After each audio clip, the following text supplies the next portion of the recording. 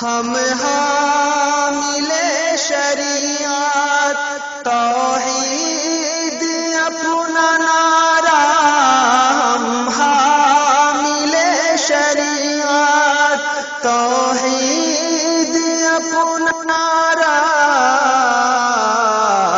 سینوں میں جل اٹھا ہے، سینوں میں جل اٹھا ہے سنت کا ایک شرارہ، اہل حدیث ہیں ہم یہ۔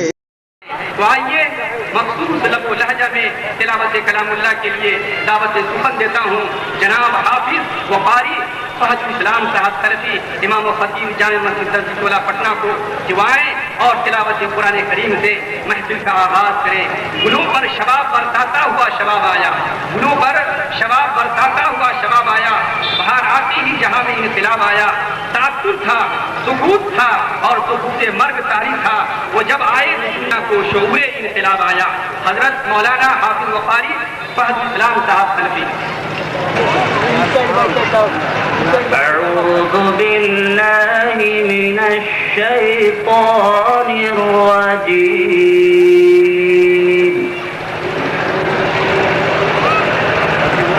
بسم الله الرحمن الرحيم،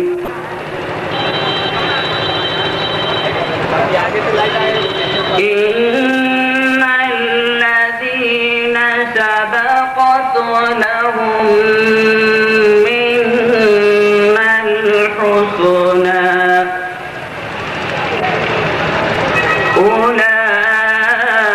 أولئك عنها مبعدون،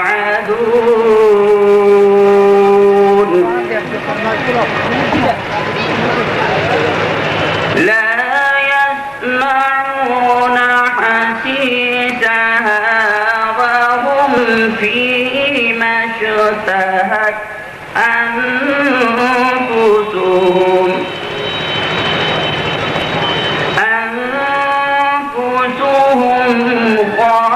خالدون،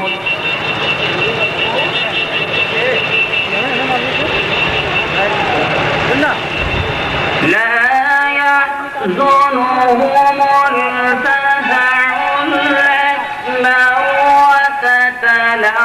وتتلقاهم الملائكة هذا يومكم الذي كنتم توعدون،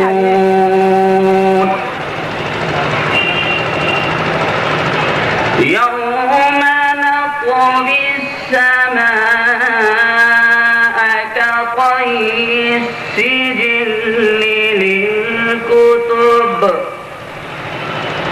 كما بدأنا أول خلق نعيده وعدا علينا إنا كنا فاعلين، ولقد كتبنا في الزبور من بعد الذكر أن الأرض يرثها عبادي الصالحون،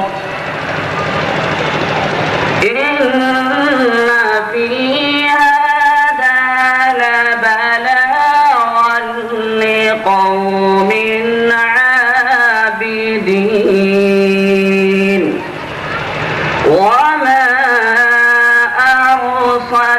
أرسلناك إلا رحمة للعالمين.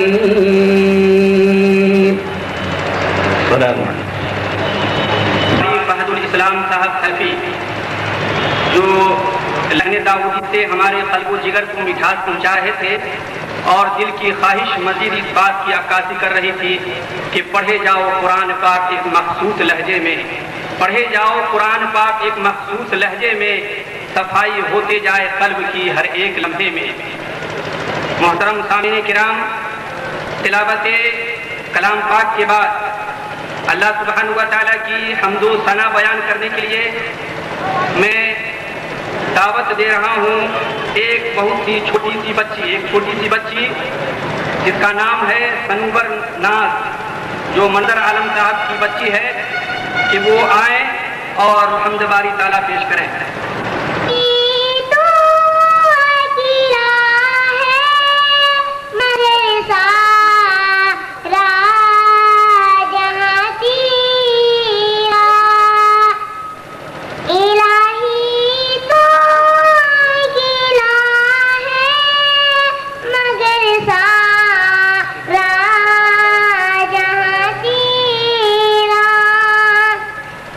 میں کی تیری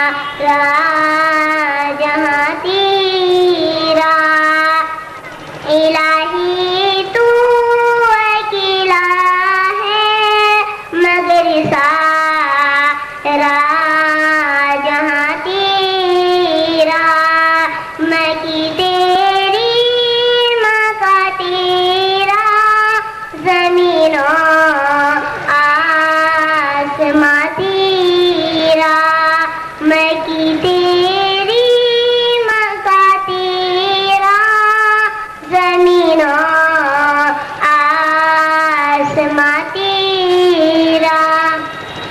السلام علیکم ورحمۃ اللہ وبرکاتہ.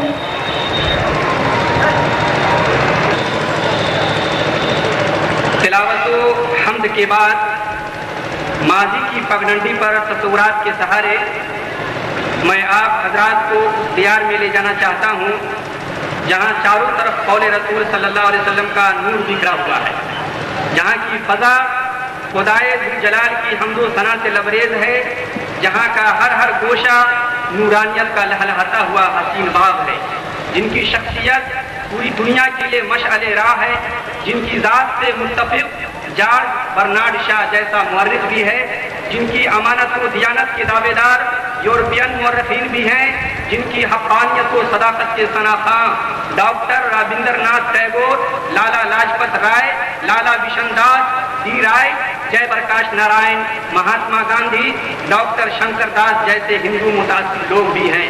جس سے بڑھ کر کیا ہو سکتا ہے کہ جس کے مداح اللہ جل جلالہ بھی ہیں. تو آئیے اس بات کی سیر کرانے کے لیے میں دعوت دیتا ہوں عزیزی آفتاب عالم کو، جو جامعہ اصلاحیہ سلفیہ پٹنہ کے عربی دوم کے طالب علم ہیں.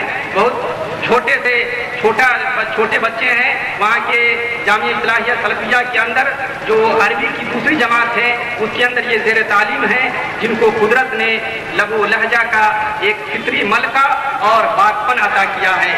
اور اس شعر کے ساتھ میں ان کو دعوت دوں گا نبی اکرم صلی اللہ علیہ وسلم کی نعت پیش کرنے کے لیے کہ لا یمکن الثناء کما کان حقہ بعد از خدا بھی قصہ مختصر. عزیزی آفتاب عالم، متعلم جامعہ اصلاحیہ سلفیہ پٹنہ. تیرے آقا رب میں آ گئے جب میرے آقا رب میں آ گئے، جب میرے آقا رب میں آ گئے، جب میرے آقا رب میں آ گئے،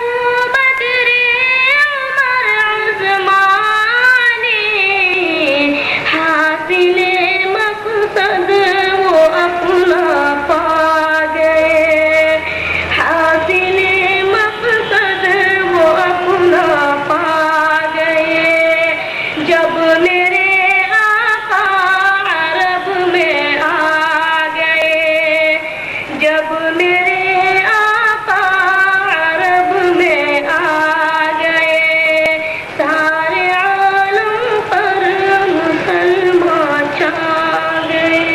अस्सलाम वालेकुम। जो अपनी शीरी बयानी से हम और आपको तमाम सामीन को महसूस कर रहे थे।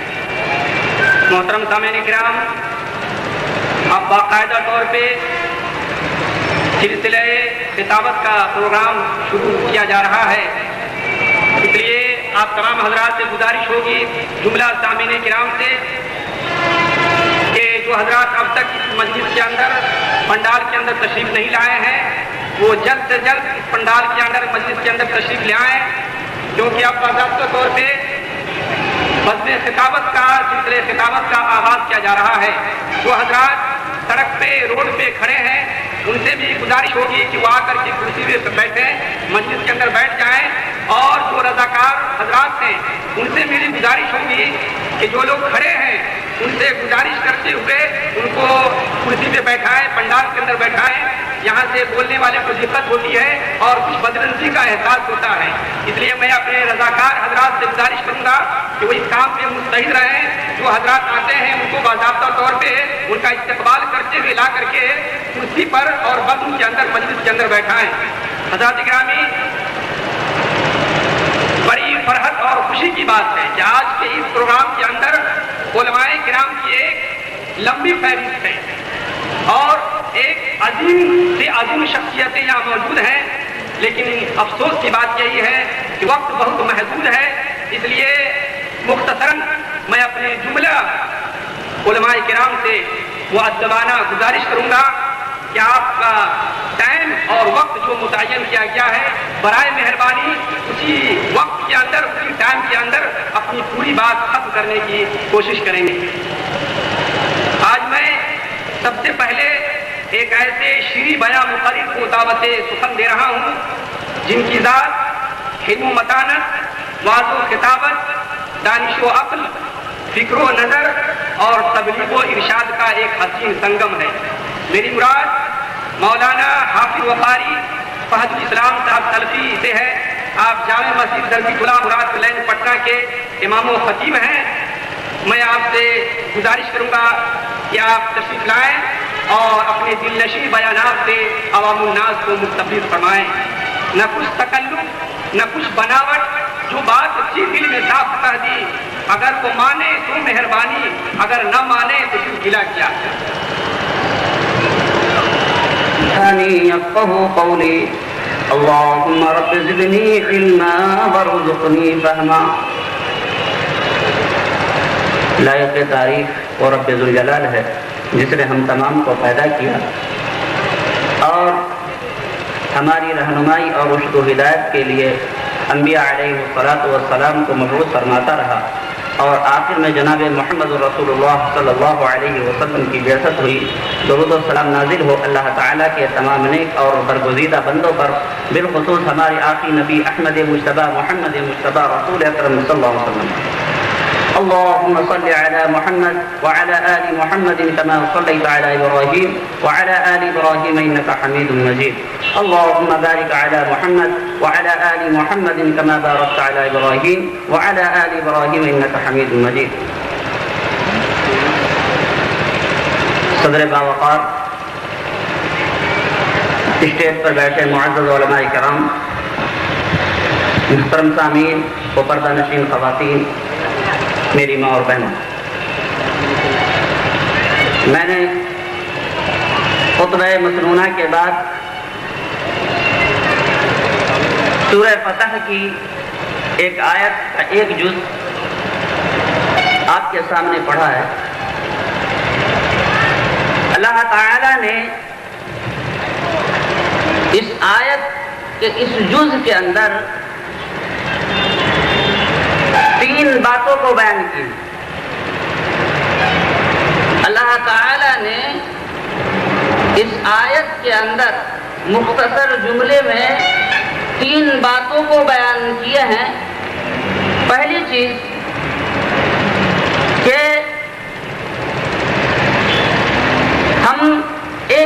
کو بھیجیں گے. اور دوسری چیز اس شخص کا عہدہ کیا ہوگا. اور تیسری چیز عہدہ کس نے دیا. اللہ تعالیٰ نے جس شخصیت کے متعلق کہا کہ میں ایک شخص کو بھیجوں گا وہ کون ہے؟ جناب محمد رسول اللہ صلی اللہ علیہ وسلم. آپ کا عہدہ کیا ہے؟ دنیا میں سب سے بڑا عہدہ اللہ تبارک و تعالیٰ کی نظر میں جو ہے اس عہدے کے لیے آپ کو انتخاب کیا گیا. اور یہ اس عہدہ پر فائز کرنے والی کون سی ذات ہے؟ اللہ تبارک و تعالیٰ کی ذات ہے. جیسا کہ رسول کی اضافت سے یہ بات واضح ہے، یعنی اللہ کی جانب جو رسول کی اضافت کی گئی ہے اس سے یہ بات واضح ہو گئی کہ اس عہدہ کے اوپر فائز کرنے والی ذات کون سی ذات ہے؟ یہ اللہ تبارک و تعالیٰ کی ذات ہے. جب اللہ تبارک و تعالیٰ نے اپنے نبی کو بھیجا، آپ کا عہدہ بیان کیا، تو اگر 21ویں صدی کا مسلمان جناب محمد رسول اللہ صلی اللہ علیہ وسلم کو وہ عہدہ دے جو عہدہ اللہ تبارک و تعالیٰ نے نہیں دیا ہے، تو ایسی صورت میں وہ شخص جو ہے غلو اور مبالغہ کرنے کی صورت میں جناب محمد رسول اللہ صلی اللہ علیہ وسلم کی شان میں گستاخی کر رہا ہے. اور اسی طرح اللہ تبارک و تعالیٰ نے اپنے رسول کو جو مقام دیا ہے اس مقام سے گھٹا دے، اگر غلو سے کام لے تو ایسی صورت میں رسول کی شان کے اندر گستاخی، اور اگر اس عہدے سے ہٹا دیتا ہے کسی تیسرے کی بات کو لے آتا ہے تو ایسی صورت میں وہ رسول کی شان کے اندر گستاخی کر رہا ہے. اس لیے اللہ تبارک و تعالیٰ نے اپنے پیارے حبیب جناب محمد رسول اللہ صلی اللہ علیہ وسلم کا تعارف جس انداز میں کرایا ہے، ضرورت اس بات کی ہے کہ ہم اسی طرح جو ہے آپ کو مقام دے، وہ منصب دے جس منصب پہ اللہ تبارک و تعالیٰ نے رکھا ہے. سورہ صف کے اندر اللہ تبارک و تعالیٰ نے آپ کا ایک نام احمد بھی بتایا ہے. بیان کیا اللہ تبارک و تعالیٰ نے وَإِذْ قَالَ عِيسَى ابْنُ مَرْيَمَ يَا بَنِي إِسْرَائِيلَ إِنِّي رَسُولُ اللَّهِ إِلَيْكُمْ مُصَدِّقًا لِمَا بَيْنَ يَدَيَّ مِنَ التَّوْرَاةِ وَمُبَشِّرًا بِرَسُولٍ يَأْتِي مِن بَعْدِي اسْمُهُ أَحْمَدُ فَلَمَّا جَاءَهُم بِالْبَيِّنَاتِ قَالُوا هَذَا سِحْرٌ مُبِينٌ. جناب محمد رسول اللہ صلی اللہ علیہ وسلم سے پہلے اس دنیا کے اندر ایک پیغمبر بھیجا گیا تھا، ایک رسول بھیجے گئے تھے، جس رسول کے متعلق اللہ تبارک و تعالیٰ نے سورہ صف کی اس آیت کے اندر بیان کیا کہ جناب محمد رسول اللہ صلی اللہ علیہ وسلم سے پہلے حضرت عیسیٰ علیہ السلام بھیجے گئے تھے. حضرت عیسیٰ علیہ السلام نے پہلے اپنے متعلق بیان کیا کہ میں کیا ہوں، میں کس عہدے پر ہوں، اور آپ کے درمیان جو کتاب تھی اس کتاب کے متعلق بیان کیا. اور تیسری چیز، آپ کے بعد ایک پیغمبر آنے والا تھا، اس پیغمبر کے متعلق بیان کیا. حضرت عیسیٰ علیہ السلام نے کہا وَإِذْ قَالَ عِيسَى ابْنُ مَرْيَمَ يَا بَنِي إِسْرَائِيلَ، اے حضرت عیسیٰ علیہ السلام نے بنی اسرائیل کو مخاطب کرتے ہوئے کہا کہ بنی اسرائیل انی رسول اللہ الیکم مصدقا،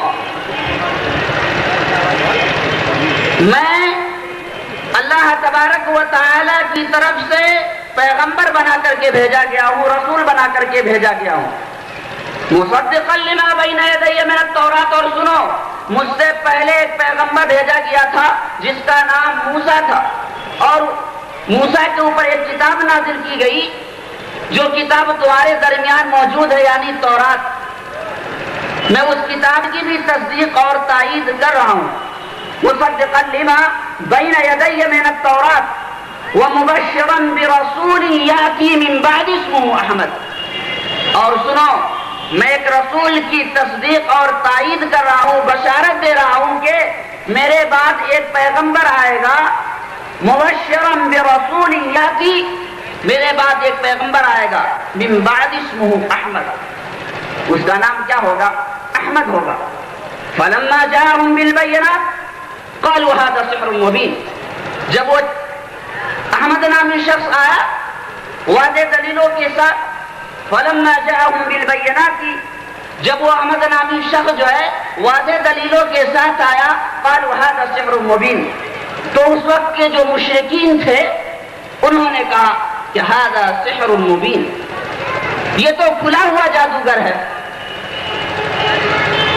اب اگر اس صدی کے اندر اگر کوئی شخص جس کا نام احمد ہو اور اگر وہ یہ کہے کہ احمد نامی شخص میں ہی ہوں تو وہ جھوٹا ہے۔ اللہ تبارک و تعالیٰ نے آپ کا دوسرا نام احمد بھی بتایا ہے، آپ کا ایک نام جو ہے محمد ہے اور دوسرا نام کیا ہے؟ احمد۔ جیسا کہ ان دونوں آیتوں سے یہ بات واضح ہو گئی اور تاریخ کی کتابوں سے یہ بات ثابت ہے کہ دادا نے آپ کا نام محمد رکھا تھا اور والدہ نے آپ کا نام احمد رکھا تھا۔ میرے بھائیوں، وقت مختصر ہے، اس لیے میں جناب محمد رسول اللہ صلی اللہ علیہ وسلم کی زندگی کی چند جھلکیوں کو اشارتاً میں بیان کر کے اپنی باتوں کو ختم کر دوں گا۔ اور اللہ تبارک و تعالی نے اپنے محبوب کو جو مقام دیا ہے، ضرورت اس بات کی ہے کہ آپ جو ہے وہی مقام دیں جس مقام پہ اللہ تبارک و تعالی نے رکھا۔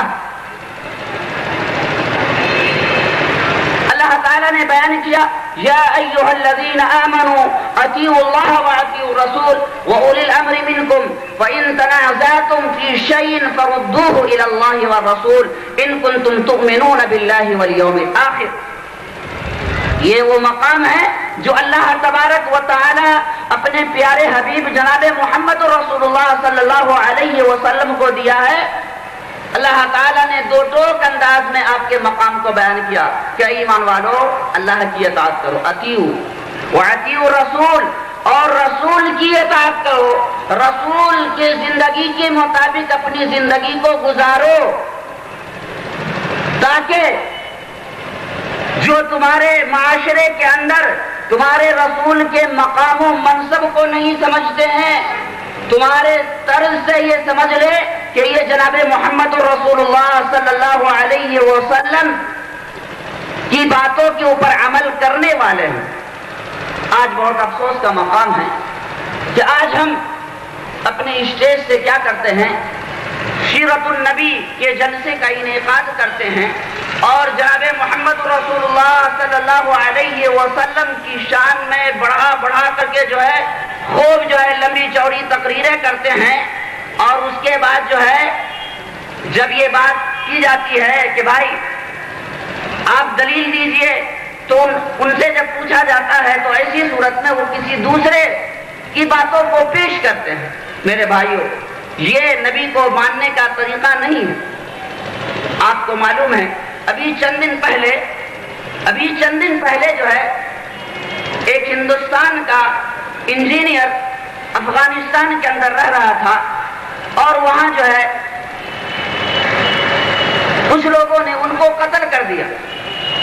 بہرحال قتل جن لوگوں نے کی، لیکن جو اخبارات کے اندر رپورٹ آئے وہ یہ کہ محمد عمر نامی یا ابو بکر نامی جو اپنے آپ کو اس بات کا دعوے دار تھا کہ ہم جناب محمد رسول اللہ صلی اللہ علیہ وسلم کی اطاعت کرنے والے اور جناب محمد رسول اللہ صلی اللہ علیہ وسلم کی بات کے اوپر عمل کرنے والے ہیں، ان کے نام سے یہ خبریں شائع ہوئی۔ کیا جناب محمد رسول اللہ صلی اللہ علیہ وسلم نے اپنے ماننے والوں کو یہی پیغام چھوڑا تھا؟ میرے بھائیوں یاد کیجئے جناب محمد رسول اللہ صلی اللہ علیہ وسلم کی ان تاریخ کو کہ آپ اپنے دشمنوں کے ساتھ جو ہے کس طرح کا برتاؤ کیا کرتے تھے۔ تاریخ اس بات پر گواہ ہے کہ آپ سے پہلے کوئی ایسا شخص نہیں تھا جنہوں نے اپنے دشمن کے اوپر جو ہے دوست جیسا معاملہ کیا ہو۔ قرآن اس بات پر شاہد ہے کہ جب بھی کوئی کوئی حکمراں کے پاس کوئی قیدی گرفتار کر کے لایا جاتا تھا تو ایسی صورت میں ان کو دردناک اذیتناک سزائیں دی جاتی تھی. قرآن نے نقشہ کھینچا ہے ملکہ بلقیس کے قصے سے. ملکہ بلقیس کے قول کو جو اللہ تبارک و تعالیٰ نے یہ نقل کیا اس سے یہ بات واضح ہے. قالت ان الملوک اذا دخلوا قرية افسدوها وجعلوا عزة اهلها اذلة. بہرحال میرے پاس یہ وقت نہیں کہ میں ان تمام موضوعات کو چھیڑوں، لیکن ضرورت اس بات کی ہے کہ آپ جناب محمد رسول اللہ صلی اللہ علیہ وسلم کی سیرت کے دعوے دار ہیں، اپنے اپنے اسٹیج سے جناب محمد رسول اللہ صلی اللہ علیہ وسلم کی تعریف کرتے ہیں، اور دوسری طرف جو ہے جناب محمد رسول اللہ صلی اللہ علیہ وسلم نے جو تعلیم دی ہے اس کے خلاف کرتے ہیں. اس لیے ضرورت اس بات کی ہے کہ آپ جس بات کا اعلان کریں اسی طرح اپنی عملی زندگی سے یہ بات ثابت کریں اور یہ بات واضح ہو جائے کہ جناب محمد رسول اللہ صلی اللہ علیہ وسلم کے ماننے والوں کو ان کے جو برگزیدہ پیغمبر تھے ان کو. اور ایسی صورتیں یوں ہیں کہ نبی اکرم صلی اللہ علیہ وسلم نے رات کی تاریکی کے اندر جو ہے مدینہ کے باہر جو اپنے اصحاب کو متعین کر دیا تھا کہ دیکھو ایک شخص آ رہا ہے، وہ یمامہ سے جا رہا ہے مکہ عمرہ کی غرض سے، لیکن اتفاق ایسا ہوتا ہے کہ نبی اکرم صلی اللہ علیہ وسلم کے صحابی جو ہے گرفتار کر لیتے ہیں اور ان کو مسجد نبی کے کھمبے سے لا کر کے باندھ دیتے ہیں. لیکن صحابہ نے رات کی تاریکی کی وجہ سے پہچانا نہیں کہ یہ کون سا شخص. نبی اکرم صلی اللہ علیہ وسلم صبح کی نماز میں جب آ رہے ہیں تو دیکھا کہ یہ امامہ ہے، یہ سمامہ ہے جو امامہ کا گورنر ہے. نبی اکرم صلی اللہ علیہ وسلم نے صحابہ کو مخاطب کیا اور کہا کہ صحابہ کی جماعت کیا تم جانتے ہو، کیا تم جانتے ہو یہ کون ہے؟ یہ سمامہ ہے، یمامہ کا گورنر ہے. تم ان کے ساتھ جو ہے بہترین سلوک کرنا، اس لیے کہ یہ یمامہ کا گورنر ہے اور ان کے ساتھ جو ہے بہترین اخلاق پیش کرنا. اور آپ نے یہ بھی حکم دیا کہ میری جو اونٹنی ہے اس کا دودھ جب تک یہ رہے بحیثیت قیدی بن کے یا ایسے رہے اس وقت تک میری اونٹنی کا دودھ جو ہے ان کو لا کر کے دینا. صحابہ اس کام کے اوپر معمور ہو گئے اور آپ صلی اللہ علیہ وسلم نے ایک مرتبہ یہ کہا کہ اے سمامہ میری جانب دیکھیں. سمامہ کا جواب ہوتا ہے کہ محمد میری نظر میں تم سے زیادہ کوئی برا ہے ہی نہیں. اللہ اکبر. اگر کوئی دوسرا شخص ہوتا جناب محمد رسول اللہ صلی اللہ علیہ وسلم کے علاوہ تو پتہ نہیں اس کے ساتھ کیا معاملہ کرتا. آج تاریخ شاہد ہے. آج دیکھیے دنیا والوں نے کچھ مسلمانوں کو قیدی بنایا اور ابھی ابو غریب جیل کے اندر جو ہے کس طرح کی سزائیں ان کو دی جا رہی ہے جن کو آپ پڑھیں گے تو آپ کے رونگٹے کھڑے ہو جائیں گے. لیکن معلوم ہے آپ صلی اللہ علیہ وسلم صرف سمامہ سے کہہ رہے ہیں کہ اے سمامہ میرے چہرے کی جانب دیکھو. سمامہ کا یہ جواب ہے کہ اے محمد ہم تمہاری جانب نہیں دیکھ سکتے. اور قیدی ہونے کے بعد کہہ رہا ہے کہ سنو اے محمد ان تقتل زیادہ من وان تنعم علی شاکرین. اگر تم قتل کرو گے تو ایسی صورت میں تم ایک ایسے شخص کو قتل کرو گے جو تمہارے بہت سارے ساتھیوں کا قاتل ہے. اور اگر تم اب وہ درگزر سے کام لو گے تو جانتے ہو میں امامہ کا گورنر ہوں، میں بہت زیادہ انعام و اکرامات سے نوازوں گا. نبی اکرم صلی اللہ علیہ وسلم یہ جملہ سننے کے بعد خاموشی اختیار کرتے ہیں اور صحابہ کو کہتے ہیں کہ دیکھو اچھی طرح ان کی مہمانی کرنا، کسی طرح کی کمی مت رکھنا. پھر 2 دن تک آپ صلی اللہ علیہ وسلم ملاقات نہیں کرتے ہیں اور 2 دن کے بعد جب ملاقات کرتے ہیں آپ جب سمامہ سے مخاطب ہو کر کے کہتے ہیں کہ اے سمامہ میری جانب دیکھو تو پھر یہی جواب ہوتا ہے اور پھر یہی جملہ نکالتا ہے کہ ان تقتل زاد من وان تنعم علی شاکرین. پھر 2 دن تک آپ چھوڑ دیتے ہیں اور 2 دن کے بعد پھر کہتے ہیں کہ اے سمامہ میری جانب دیکھو تو پھر یہی جواب ہوتا ہے ان تقتل زاد من وان تنعم علی شاکرین. اللہ اکبر. آپ جانتے ہیں نبی اکرم صلی اللہ علیہ وسلم اس قیدی کے سلسلے میں کیا حکم صادر فرما رہے ہیں. دنیا کی تاریخ اور آج جو میرے نبی کے خلاف اخباروں کے اندر لکھ رہے ہیں، ضرورت اس بات کی ہے کہ وہ نبی کی سیرت کو پہلے پڑھیں. اور بہت افسوس کا مقام ہے کہ ہم نے نبی کی سیرت کو عوام الناس تک، یعنی جو نبی اکرم صلی اللہ علیہ وسلم کی سیرت سے ناواقف ہے، آپ نے اپنی نبی اکرم صلی اللہ علیہ وسلم کی سیرت کو اس انداز سے نہیں پہنچایا ہے، جس کی وجہ سے آج جو ہے آپ کے نبی کے خلاف جو ہے اخبارات کے اندر اور طرح طرح کی باتیں آ رہی ہیں. نہیں تو نبی اکرم صلی اللہ علیہ وسلم کی سیرت کے بارے میں اچھی طرح وہ لوگ واقف ہیں. کیا آپ کو معلوم نہیں کہ ایک عیسائی نے جب ایک کتاب لکھی تو اس میں سب سے پہلی پوزیشن جناب محمد رسول اللہ صلی اللہ علیہ وسلم کو دی؟ کیوں؟ اس لیے کہ جب انہوں نے دیکھا دنیا کے اندر، مطالعہ کیا تو دنیا کے اندر آپ سے بڑھ کر کے بہترین شخص نظر نہیں آیا، اس وجہ سے جو ہے آپ کو پہلی پوزیشن دینے پہ مجبور ہو گیا. لیکن بہت افسوس کا مقام ہے کہ آپ جو ہے اپنے اسٹیجوں سے یہ اعلان کرتے ہیں کہ ہم نبی اکرم صلی اللہ علیہ وسلم کی سیرت کو اپنانے والے ہیں، اور جہاں سیرت کے جلسے کا انعقاد کرتے ہیں وہاں پہ اس قدر بھیڑ ہوتی ہے کہ ایسی صورت میں آنے والے لوگوں کو بہت زیادہ تکلیف ہوتی ہے. ایک وہ شخص جو نبی کی سیرت کو نہیں جانتا ہے، جب وہ دیکھے گا اس طرح کی بھیڑ تو آپ کے اس جلسے سے کیا تاثر لے گا کہ دیکھو ان کے جو نبی ہیں، ان کے جو پیغمبر ہیں، وہ یہی تعلیم دیتے ہیں. نبی اکرم صلی اللہ علیہ وسلم نے جبکہ یہ حکم دیا تھا کہ تم راستے سے تکلیف دہ چیزوں کو ہٹاؤ، آج ہمارا کیا کرتے ہیں کہ راستے کے اندر تکلیف دہ چیزوں کو رکھتے ہیں. میرے بھائیوں، نبی اکرم صلی اللہ علیہ وسلم یہ حکم صادر فرما رہے ہیں کہ یہ جو میرا قیدی ہے، اس کو جہاں سے تم گرفتار کر کے لائے تھے وہیں جا کر کے چھوڑ کر کے آ جاؤ. چنانچہ صحابہ کو حکم پاتے ہی صحابہ کرام رضوان اللہ علیہم اجمعین آپ صلی اللہ علیہ وسلم کے اس قیدی کو وہیں جا کر کے چھوڑ کر کے آتے ہیں جہاں سے وہ گرفتار کر کے لایا گیا تھا.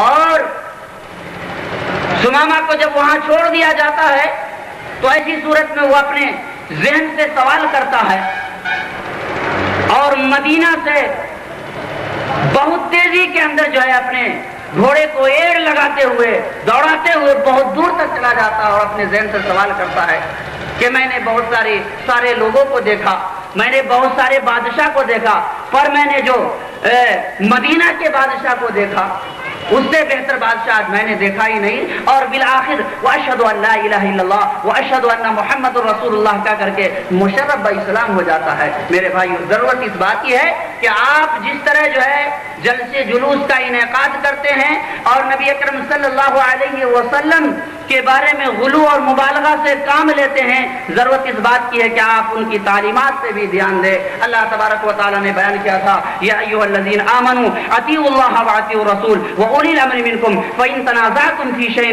فردوه الی اللہ والرسول ان کنتم تؤمنون باللہ والیوم الآخر. کیا ایمان والو اللہ کی اطاعت کرو اور جناب محمد رسول اللہ صلی اللہ علیہ وسلم کی اطاعت کرو، اور جو تمہارے امیر ہو تم ان کی اطاعت کرو. لیکن فَإِن تَنَازَعْتُمْ فِي شَيْءٍ فَرُدُّوهُ إِلَى اللَّهِ وَالرَّسُولِ إِن كُنتُمْ تُؤْمِنُونَ بِاللَّهِ وَالْيَوْمِ الْآخِرِ. فَإِن تَنَازَعْتُمْ فِي شَيْءٍ فَرُدُّوهُ إِلَى اللَّهِ وَالرَّسُولِ. تمہاری زندگی کے اندر اگر اختلاف ہو جائے تو ایسی صورت میں تم کیا کرو کہ اپنے اختلافی مسئلے کو فیصلہ کرانے کے لیے کہاں لے جاؤ؟ جناب محمد رسول اللہ صلی اللہ علیہ وسلم کے دربار میں. قرآن سے تم اس مسئلے کا حل تلاش کرو اور جناب محمد رسول اللہ صلی اللہ علیہ وسلم کی احادیث مبارکہ کی روشنی میں تم جو ہے اس معاملہ کا حل ڈھونڈو. آج ہم دعویٰ تو ضرور کرتے ہیں کہ ہم نبی کی سیرت کو اپنانے والے ہیں. آگے اللہ تبارک و تعالیٰ نے جو جملہ نقل کیا ہے بہت خطرناک ہے. وہ کیا ہے؟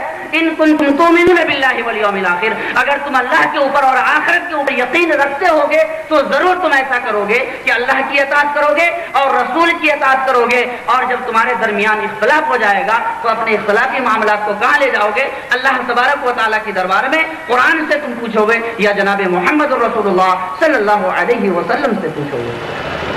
آج ہم کتنے ایسے مسئلہ ہیں کہ ہم جناب محمد رسول اللہ صلی اللہ علیہ وسلم کی احادیث کی روشنی میں ڈھونڈتے ہیں اس کا جواب یا قرآنی آیات کی روشنی میں ڈھونڈتے ہیں. اللہ تبارک و تعالیٰ نے آپ کے مقام کو بیان کیا تھا. سنیے سورہ نساء کی آیت ہے فلا وربک لا یؤمنون حتى يحكموك فيما شجر بينهم ثم لا يجدوا في انفسهم حرجا مما قضيت ويسلموا تسلیما. اللہ تبارک و تعالیٰ نے اس آیت کی ابتدا میں جس انداز سے قسم کھائی ہے پورے کلام مجید کو ڈھونڈ لیجئے پورے قرآن مجید کے اندر جو ہے اس انداز سے قسم نہیں کھائی. اللہ تبارک و تعالیٰ نے اپنی ذات کی قسم کھاتے ہوئے کہا فلا وربک لا یؤمنون. تیرے رب کی قسم ہے لا یؤمنون. پہلے ہی ریزلٹ آؤٹ کر دیا کیا؟ لا یؤمنون مومن ہی نہیں. ظاہر سی بات ہے جب اللہ تبارک و تعالیٰ نے اپنے قرآن کے اندر یہ کہہ دیا کہ لا یؤمنون مومن ہی نہیں تو ظاہر سی بات ہے ایک مومن شخص جو اس بات کا دعوے دار ہے کہ ہم قرآن کے اوپر عامل ہے جناب محمد رسول اللہ صلی اللہ علیہ وسلم کی سیرت کو اپنانے والے ہیں وہ ضرور ڈھونڈے گا کہ کس وجہ سے مومن نہیں ہے. اللہ تعالیٰ نے کہا کہ لا یؤمنون مومن ہی نہیں ہے حتی یحکموک فیما شجر بینہم. یہاں تک کہ کسی چیز میں اختلاف ہو جائے تو جناب محمد رسول اللہ صلی اللہ علیہ وسلم کو اپنا فیصلہ نہ مانے. ثم لا يجدوا في انفسهم حرجا. اور آپ صلی اللہ علیہ وسلم جو فیصلہ کر دے تو اس فیصلہ میں تنگی بھی محسوس نہ کرے. ويسلموا تسلیما. اور آپ جو فیصلہ کریں اس فیصلے کو وہ تسلیم ہی کر لیں. ایک ہوتا ہے کہ چلو نبی کہہ رہے ہیں مان لیا اوپر سے مان لیا دل کے اندر تنگی ہے. اللہ تبارک و تعالیٰ نے کہا کہ اگر دل کے اندر جو ہے تنگی رکھتے ہوئے مان رہے ہو نبی کے فیصلہ کو تو پھر بھی ایسی صورت میں تم مومن نہیں ہو. تم نبی کے فیصلے کو مانو فیما شجر بینہم ثم لا یجدوا فی انفسہم حرجا مما قضیت ویسلموا تسلیما. اور جو ہے تم اس کو تسلیم ہی کرو کہ جناب محمد رسول اللہ صلی اللہ علیہ وسلم نے فیصلہ کیا ہے جس کی وجہ سے مان رہے ہیں. اللہ تبارک و تعالیٰ نے آپ کے مقام کو بیان کیا. وَكَيْفَ إِذَا جِئْنَا مِنْ كُلِّ أُمَّةٍ بِشَهِيدٍ وَجِئْنَا بِكَ عَلَى هَؤُلَاءِ شَهِيدًا. آپ کو معلوم ہے تمام کی تمام امتیں ان کے درمیان جو انبیاء مبعوث کیے گئے تھے ان تمام کے تمام انبیاء جھٹلا دیے جائیں گے. حضرت نوح کی امت سے جب سوال کیا جائے گا کہ بتلاؤ نوح نے تم تک پیغام پہنچایا تھا کہ نہیں تو نوح کی امت میں سے وہ افراد جو حضرت نوح کی بات کے اوپر ایمان نہیں لائے وہ کہیں گے کہ اے اللہ تو نے تو پیغمبر کو بھیجا تھا لیکن تیرا پیغام مجھ تک نہیں پہنچایا. حضرت موسیٰ کی امت سے سوال کیا جائے گا حضرت موسیٰ کی امت بھی یہی کہے گی کہ حضرت موسیٰ نے پیغام نہیں پہنچایا تھا. الغرض جملہ انبیاء علیہم السلام کی وہ امتیں جو ایمان نہیں لائی ایسی صورت میں وہ کہیں گی وہ امتیں کہیں گی کہ تو نے جو فلاں فلاں کو بھیجا تھا وہ پیغام نہیں پہنچایا. اللہ تبارک و تعالیٰ ایسی صورت میں کسی دوسرے کو نہیں. یہ ہے نبی اکرم صلی اللہ علیہ وسلم کا مقام. جناب محمد رسول اللہ صلی اللہ علیہ وسلم کو کھڑا کر کے پوچھیں گے کہ محمد آپ بتلائیے کہ نوح نے پیغام پہنچایا تھا کہ نہیں, موسیٰ نے پیغام پہنچایا تھا کہ نہیں, عیسیٰ نے پیغام پہنچایا تھا کہ نہیں. جناب محمد رسول اللہ صلی اللہ علیہ وسلم کہیں گے ہاں اللہ نوح نے بھی اپنے وقت میں پیغام پہنچا دیا تھا, حضرت موسیٰ نے بھی پیغام پہنچا دیا تھا, حضرت عیسیٰ نے بھی پیغام پہنچا دیا تھا. یہ ہے اللہ تبارک و تعالیٰ کی نظر میں آپ کا مقام. اس لیے میرے بھائیوں ضرورت اس بات کی ہے کہ آپ صلی اللہ علیہ وسلم کے مقام و مرتبہ کو سمجھیں. اللہ تعالیٰ نے ایک مقام پہ بیان کیا فَلْيَحْذَرِ الَّذِينَ يُخَالِفُونَ عَنْ أَمْرِهِ أَن تُصِيبَهُمْ فِتْنَةٌ أَوْ يُصِيبَهُمْ عَذَابٌ أَلِيمٌ. سنو نبی اکرم صلی اللہ علیہ وسلم کی باتوں کو مانو اور نبی اکرم صلی اللہ علیہ وسلم کی مخالفت سے بچو. اگر نہیں بچو گے تو ایسی صورت میں جانتے ہو تم جو ہے فتنے کے اندر مبتلا کر دیے جاؤ گے اور یصیبہم عذاب علیم، یا دردناک عذاب سے دوچار کیے جاؤ گے.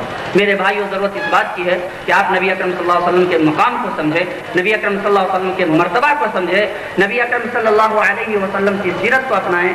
اللہ تبارک و تعالیٰ سے دعا ہے کہ اللہ العالمین تو ہمیں کہنے سے زیادہ عمل کرنے کی توفیق عطا فرما اور ہم سامعین کو سننے سے زیادہ عمل کرنے کی توفیق عطا فرما. آمین وآخر دعوانا الحمدللہ. امام و خطیب جامع مسجد رضی اللہ مراد ملین پٹنہ